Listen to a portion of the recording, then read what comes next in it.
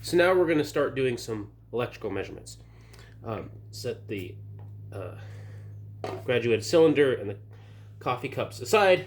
We're going to get out a multimeter.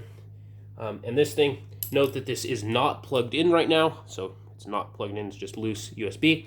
The first thing I want to do is I want to measure the resistance of this resistor. So you've done this before in one of your other labs. We're going to do it again here. This resistor is in ohms, not kiloohms. So I'm going to turn this thing here to the ohms setting, 200 ohms setting down at the bottom. And I'm going to put the red into the ohms meter on the right, the black into the common ground. I then use my fingers to hold the red lead to one side, the black lead to the other side, hold these together, and I get the resistance is 3.3 ohms. 3.2 ohms maybe? Yeah, somewhere between 3.3 and 3.2 ohms. Measure that for a bit. Okay. Note that I did not have it plugged in while I was doing that. Okay, now I'll shut that. You can note the resistance in your notebook. The next thing we're going to do is we are going to measure the voltage of this power supply. This is a USB power supply. It's a little bit beefed up USB power supply, but as with all other USB power supplies, it should be about 5 volts. So we're going to verify that that's the case. And the way we're going to do that is we're going to attach one of these red leads to one of the loose ends. So you notice this thing has 2 loose ends. Doesn't matter really which one's which. One of them we are going to attach to the red lead, and one we're going to attach the black lead. The way we're going to do that is we're just going to twist the bare wire around the prong of the meter. Take this other one. I'm just going to twist the bare wire around the prong. Note that sometimes this can slide off, so you want to twist it on there really good and make sure it's on there good. You'll know if it's not on if you read 0. Okay, so now I'm going to turn this to voltage. This is going to be about 5 volts, so I'm going to turn it to the 20 volts max region there, 20 volts DC. We're there. Still have my red on the right, because you notice there's a V there for voltage, and black in the common ground. So now we're going to measure voltage. So I have the 2 leads connected together. I'm going to plug this into here, and I get 4.87 volts. By the way, 4.87 volts is not going to hurt you, so you don't need to get all concerned about that. Okay, so we have the resistance and we have the voltage. From those, you can predict the current that'll go through it if we hook it up. So what we're going to do now is we are going to turn this to off. Then I'm going to take my coffee cup. It's actually I have 2 coffee cups stacked inside each other for extra insulation. I'm going to pour the 50 milliliters into the coffee cups. Basically, what our plan is for today is we are going to measure the specific heat of the water, that 50 milliliters of water. So what I'm going to do is I'm going to stick the resistor into the water. You have to get it really down in there. The water won't come up very far. We're going to do a little bit of water, so we got it down the bottom. So 50 milliliters of water is down the bottom. I put the resistor in there like so. Make sure that these don't fall out. They're still well connected. Next, I'm going to take my thermometer. And what I'm going to do is I'm going to put this on the top for extra insulation. And I'm going to stick my thermometer literally through the bowl here.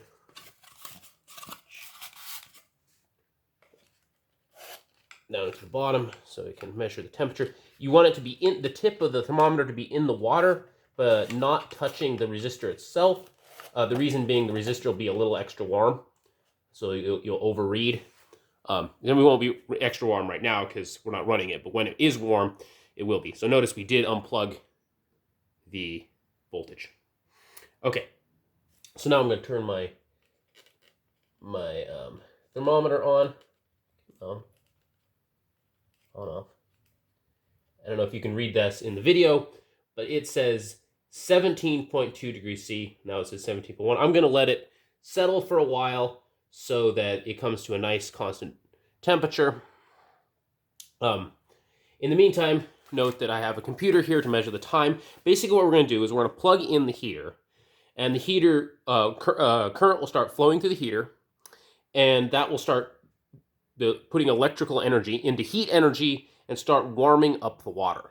We are going to time how long it takes to, we'll time it for a certain amount of time. We're going to measure the temperature rise.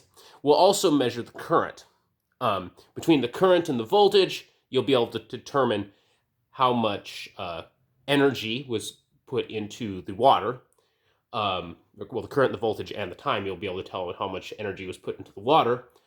From the change in temperature, you'll be able to get the time and change in temperature with energy, Q, change in temperature, and we know how much water there was. There was 50 milliliters, also 50 grams, because 50 milliliters of water is also 50 grams. We can therefore determine the specific heat of water if we have all those measurements. Okay, so while I was talking here, it looks like my thermometer has gotten down to 16.8 degrees C. Okay, looks pretty stable there. Okay, so make sure your prongs are well connected. I just have them twisted around. One around the black, one around the red. Doesn't really matter which one's which, as long as those two free ends are like that. Don't pour your water all over your computer. Come on. So it helps if you can bend these a little bit so they just go around the edge of the cup. I can stick that in there like that. So you can stir this while it runs. Okay, I'm just going to wait for a minute. Now I guess I'm down to 16.6 to 16.7. Okay, not really going anywhere. Okay, so the next thing I want to do is I want to measure current while this thing is running. So I'm going to change this to current 10 amps. So 10 amps DC, that's down here, the bottom right. I'm also going to switch the red prong over here to the left side where it says 10 amps. So this is a 10 amps max. This is basically the setting that allows your meter to measure the most current. We're going to be doing quite a bit of current, so we want to be able to do that. So you really do want to stick that to 10 amps. Black, turn this meter to 10 amps.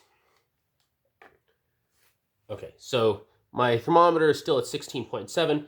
So I'm going to do two things simultaneously. I'm going to plug in the USB power supply and start the timer.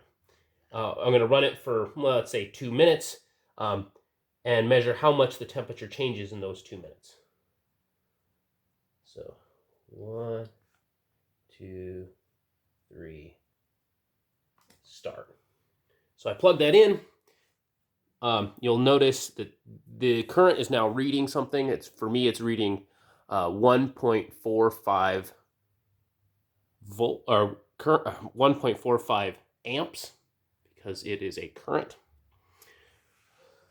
And you can stir it a little bit with the thermometer. Try not to touch the thermometer to the resistor just because it'll cause the thermometer to read a little higher. I'm still at 16.7.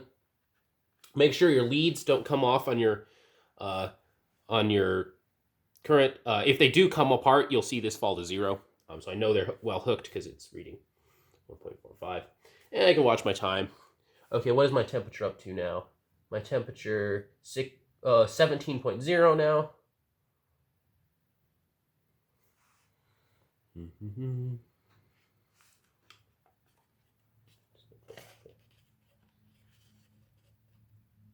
17.5, 17.6.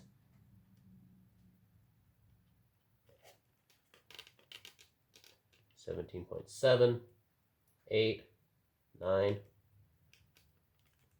18.1, 18.2, 18.3, 18.5, 18.7, 8, 9, 19.0, 19.1. Okay, I'm going to run this for about 2 minutes and record my temperature at the end of 2 minutes. 19.3.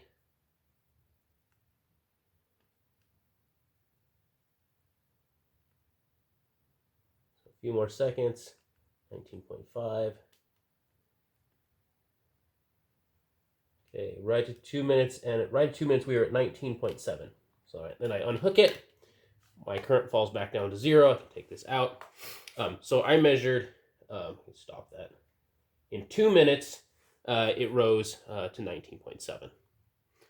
So you may get slightly different numbers. Your house might be a little warmer than mine. So anyway, good luck. Be sure to drop into office hours if you have questions.